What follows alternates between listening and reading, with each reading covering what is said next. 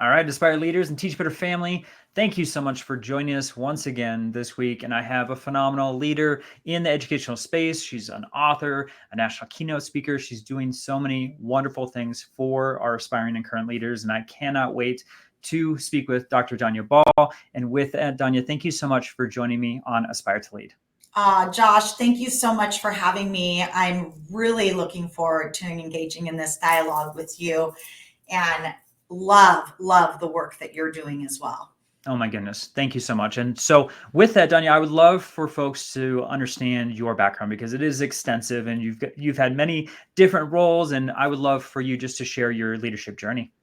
Yeah, thank you. We'll just kick it off with, I started as a teacher, which is right how most of us school and district leaders start. But I don't think it was really the teaching experience that really led me to being a great leader and ultimately focusing in on what I do now with, the writing and the speaking, because my background is actually in advertising and marketing. And that was what I went to school for. And I realized really early on, right out of my undergraduate years, that how important branding and, both from like a leadership perspective and also an organization perspective, I learned lessons in that really early on. But what that industry clearly did not give me was the connection and the service and the giving back. And so, although I loved so many lessons that I learned there, which clearly served me well in teaching, in leadership, definitely in my current superintendency role, it was really what I discovered through that cutthroat competitive industry of, hey, you know what? My heart and soul is really in service. And I, kind of took a chance to take a job as an instructional aide and get my teaching credential at the same time, and worked at like some inner city schools in the Los Angeles area.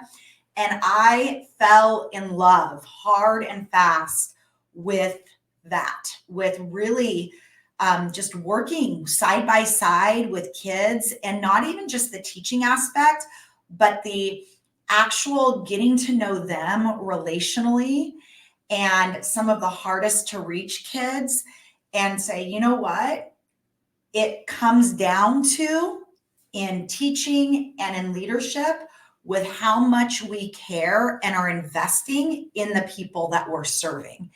And so I basically, Josh, just took those foundational pieces learned really throughout all the phases in my career, from teacher to vice principal to principal, then to an assistant superintendent position, and ultimately to where I've been the last 5 years, and that is the superintendency. It's, as you know, and as so many of your listeners know, it's been anything but easy, this leadership journey. But then even those lessons learned along the way with leadership have definitely then served a purpose in then branching me out into this whole wild world, right, of authoring and keynote speaking, because I've been able to really take the leadership challenges and storms and trials that so many of us face, but we don't necessarily talk about it, and really turn it in to a relatable and magnetic message that leaders can connect to, school and district leaders, really whatever all positions can connect to, because there's storms that all leaders either have already gone through, will go through, or dealing with right now. And so that's just a little bit about me and really what got me started and really what I'm working on now. Awesome. Well, you have, like I said, an extensive background, and I want to touch on the superintendent piece because I remember getting into my principal program, and I kind of had an outline of like what I was going to do with my positions moving forward. And, it was like assistant principal, get into a district role, and eventually become a superintendent. And when I would share that with other educators, the first question was, why on earth would you want to be a superintendent? So I know that you are very passionate about your why in leadership, and this is something that you speak on, but I want to know, like, your why. Why did you want to become the leader where you do have to manage so many people within these, like you said, storms that folks are having to go through?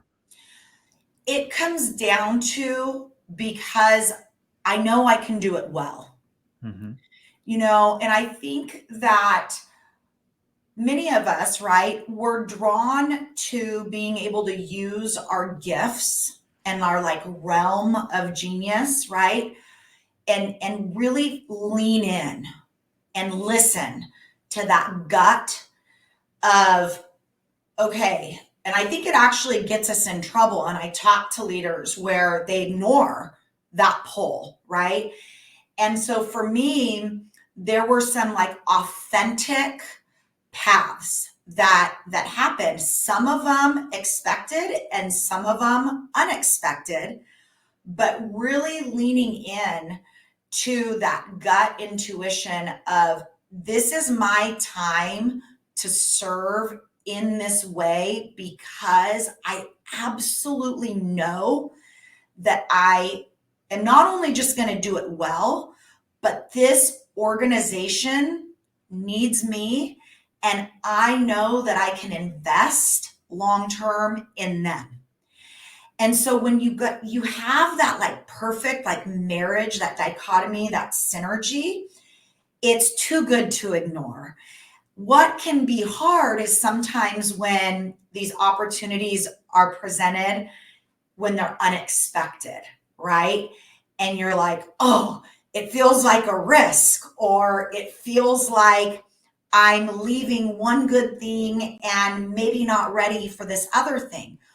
Well, the superintendency for me, it was like the best of both worlds because it's a superintendency, it's a leadership role, but it's in a very small organization. It's 2 TK to 8 schools. I was jump roping with kindergarten students this morning. That's how I started my day. I'm able to be super connected still with the classroom, definitely with the kids, definitely with the staff, very much with families. And so because we are not huge and I wasn't going to lose that human relational component, it made perfect sense for me to go in this direction with this organization. But would every superintendency position make sense? Absolutely not, right? So it's being able to find that organization where they can use my gifts and I can serve in a way that works for them as well. Awesome. I want to talk through some of the things that aren't really spoken about, which is just the way to get through adversity or challenges. This is something you discussed just briefly when you're talking through your leadership journey, but I think it's important because a lot of times, we go through your programs, we get hired, and we have this idea of what the position is going to be. And then all of a sudden, you might have 10 police officers on your campus, or you have an outburst and lawyers are involved, or, like there's so many different things that can blow up in any moment. And you're just like, wow, I wasn't prepared for this. I don't remember getting trained for this specific instance. And you're really just learning through this adverse situation. And I'm just curious, how can maybe our young leaders or aspiring leaders get to the point where they feel like they can get through these storms of, just really tough, adverse experiences? I love that you've asked this because this is my mission, right? This is my mission is to normalize, because what we are not doing as a generation of leaders well is preparing aspiring leaders for the reality of Yes. what is. I 100% agree with that. And it's also the reason why, I serve also as a professor to either current or aspiring leaders. And the course I just finished wrapping up last week, this spring semester, is a course really, it's organizational leadership, but it's through the lens of the principalship. And many times, right, like the candidates will be like, Donya, this was not the content that I was expecting, right? Because I am like sharing the down and dirty realities of like how to pivot during a crisis, right? Like your day's built, all your work is laid out on your calendar, and you show up and bam, right? The leader is gut punched and it's like everything's on hold. And now those things are the last thing on my mind. But however, they still have to get done before midnight tonight, right? And so we talk about that. We talk about time management. We talk about, many of us that are control freaks and have this wanting to micromanage staff and how that can lead to career suicide. We talk about haters, about transitioning to leadership roles and having haters that are attacking you or criticizing you, and how to embrace that criticism to ultimately fuel your success, right? These are the realities of leadership today. And I realized early on as a vice principal, and this was, of course, many years ago, but I realized that there's so much literature out there that's data filled, right? That's research based. But there wasn't at the time a lot of what you and I are doing right now, which is like the real talk, the normalizing, like the reality show, right? Of what happens in the principal's office, what really goes down in the superintendent's day. And so that has been my mission through experiencing that loneliness, that adversity early on in my career, not having a ton of people to turn to except for, close friends, where it's like, we got to keep this in the vault, you guys. But why? Why do we need to keep these things in the vault? We are not helping current and future leaders, which is why the work that you're doing through this podcast is absolutely amazing, because it is a service to new and aspiring leaders of the realities of what is or what will be. I'm so excited that you said reality, because it's like a reality show. We always get, like my admin team, we always were joking that if we had a reality TV show, it would be must-see TV and we would go viral, because you just couldn't make up the stories that were occurring not only in the front office, but in the school. And we had a wonderful staff, wonderful student body, but even in that circumstance, you just had crazy things go on.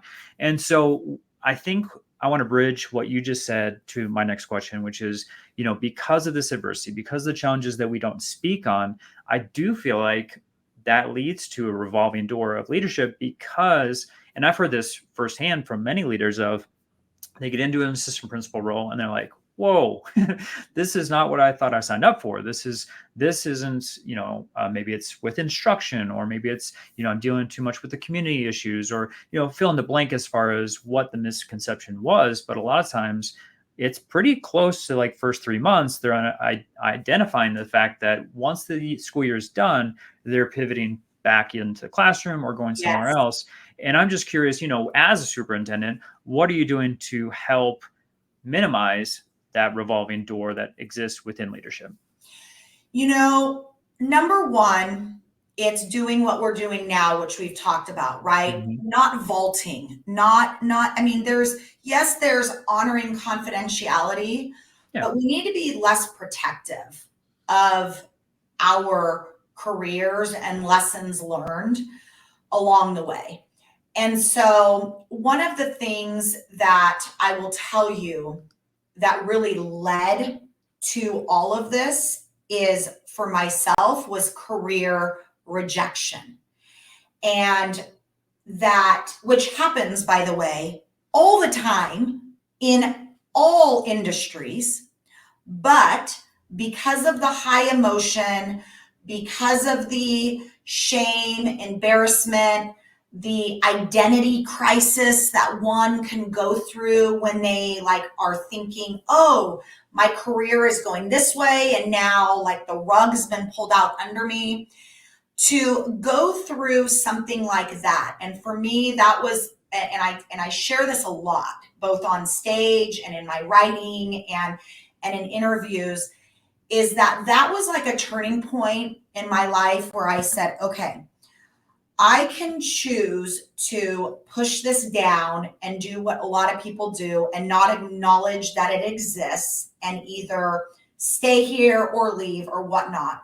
Or I can actually use this career piece to absolutely normalize and bring to the surface for other leaders what it is like to be passed up, rejected. You know, some leaders, right, especially in the superintendency seat, have to deal with unexpected termination with just one board member turnover.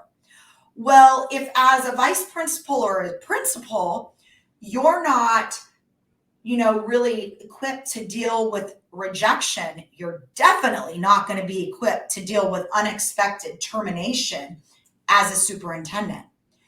And so what I do is I say, we're going to talk about it, but we're not just going to talk about it.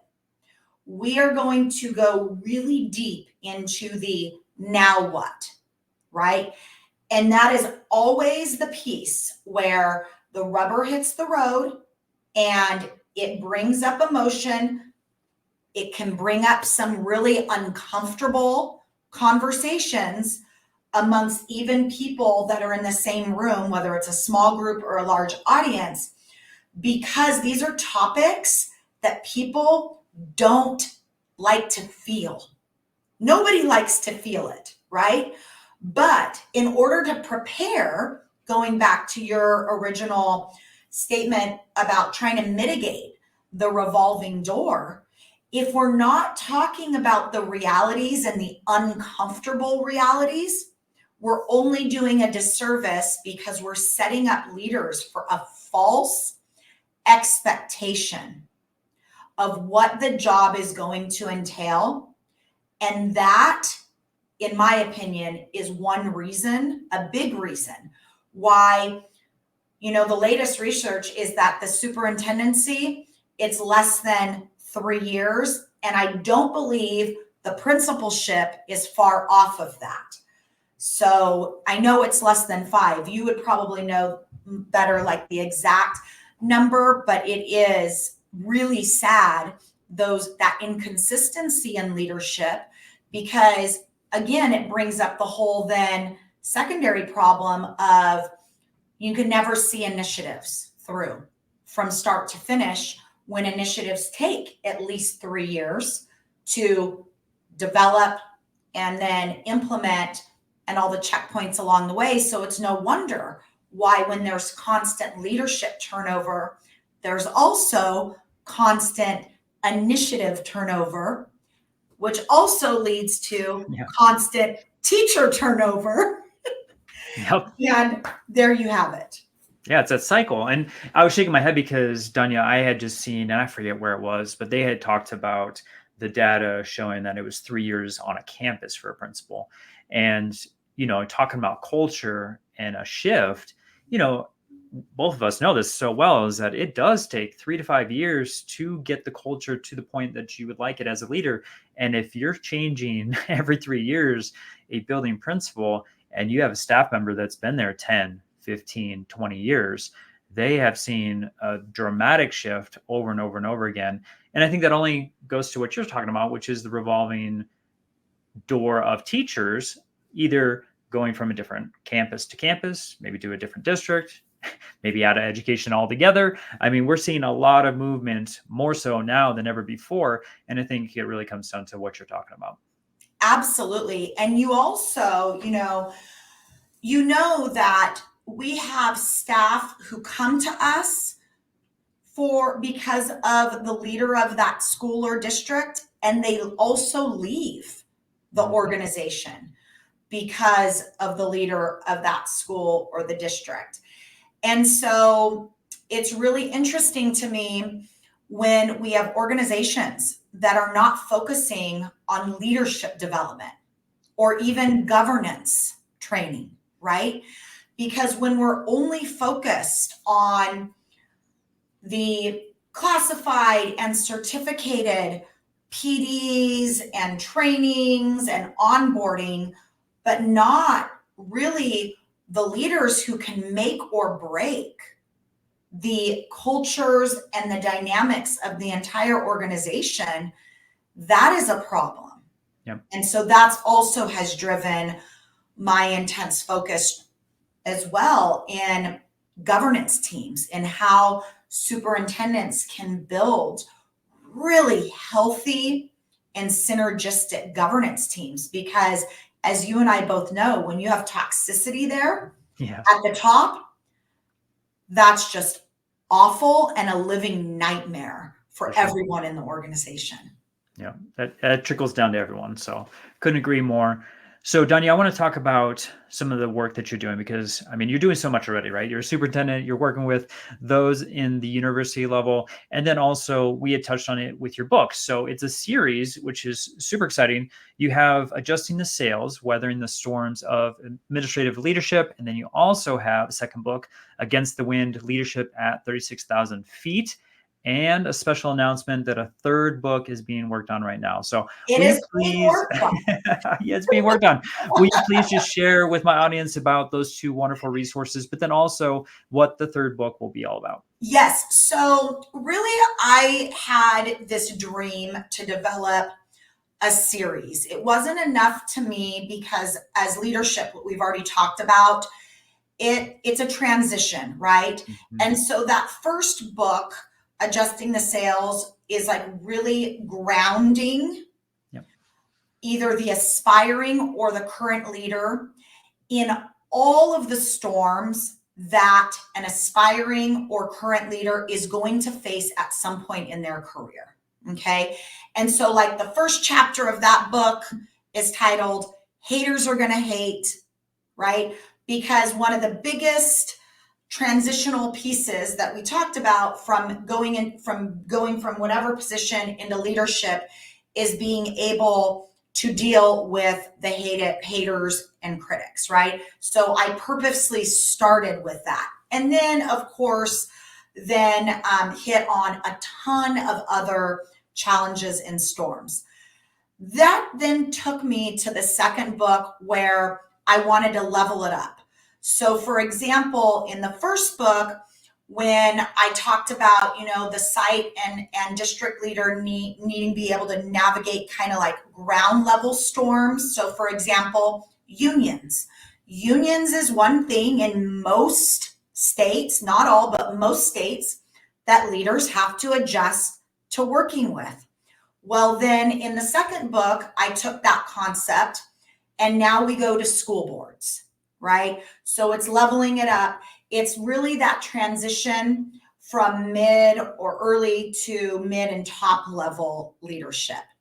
Where the third book is heading is more of the legacy standpoint, leadership legacy. And that is sustainable leadership practices, but not just currently in our careers, but what are we really leaving behind in our organizations far longer than my time even here on earth. And that is really exciting because what I'm doing with this book is it's not just education specific. It's really identifying some incredible leaders that have done incredible things over the course of their careers cross industry and identifying some common themes there, because leadership is leadership, right? And really highlighting these amazing lessons learned and the legacy that is being left with these leaders that they can now impart on aspiring and current leaders of today. I love that. It's like tiers, right? It's like your undergrad, your graduate, and your doctorate for leadership. I could have just said it like that, and it would have taken us a lot of time. That was actually really good. That was the notes of what I just said. I'm just summarizing the beautiful thing that you talked about. Absolutely. Well, we'll have the links, Donya, in the show notes and on YouTube for folks, so people can, definitely check out that series, because it doesn't matter where you are within leadership. You can find your different level, which I absolutely love. Can't wait for the third book to come out very, very soon, hopefully. And then, of course, you have some additional resources, Donya, that I want to touch on, which is the virtual series. I mean, I know you keynote all the time, but you also have some additional pieces here. So will you just share a little bit about your virtual series? Yeah. So, Josh, I love bringing leaders together that would never normally be together, right? Yeah. So like in-person conferences, keynotes, whatever, like usually, and not always, but usually it's like an organization or a district where a lot of people in the audience already know each other or have been connected in some ways. And so what is really cool about the virtual series is that not only does it provide leaders with the flexibility on being able to access basically anywhere in the world, but it also expands their web, right? Nice. It gives them that connection to a principal in California is connecting with a principal in New York. And that, as we know, is so amazing to be able to have that space, that safe space, but also the content, which is derived primarily from my books, is it builds on each other. So the summer series, for example, that's going to be starting mid-June, it follows the outline of my second book, Against the Wind, and it's broken down into 6 1-hour sessions, basically. Mm-hmm. And the content builds on each other, following the content from the book. And that one specifically is for principals and vice principals. And so I'm super excited to be able to bring together these critical site leaders into a common space to not only hear about this awesome content, but then also to be able to connect with each other in a really special way. Awesome. So for our listeners, how would they be able to access that? Would that be just on your website? Yeah. So they can go to donyaball.com, exactly right there. They can access it there. They can also access it through LinkedIn and X and Facebook and Instagram. I have links to all of it there. So wonderful. Yes. Well, we'll get to all of the different social media, accounts that you have and how people can connect with you.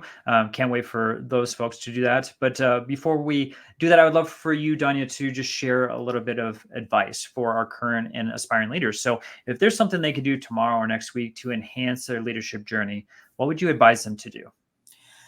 My number one advice, and I wish I would have done this more as a new and aspiring leader, is to seek out conversations with people that are not like-minded. Yep. Okay. Many of us are very curious people, which is why leadership molds with us, right? Because we have that growth mindset. We love learning. But what I have found is that the leaders who are able to actually seek out and learn from people who may not necessarily be in agreement, who may be serving in different capacities, always serve us tenfold.